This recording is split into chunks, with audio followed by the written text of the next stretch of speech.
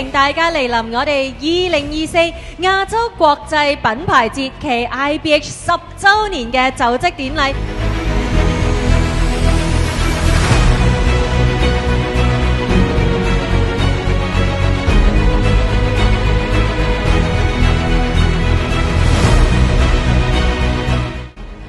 資源共享嘅一個大平台，期待大家可以以後一起共享機遇，共創高峰。喺過去呢一年啦，環球經濟嘅變化啦，同埋個波動啦，係比較大㗎。我非常之欣賞大家喺過去呢年啦，憑住你哋澎湃嘅創意同埋創新嘅思維，去應對挑戰，同埋去提升你哋嘅競爭力。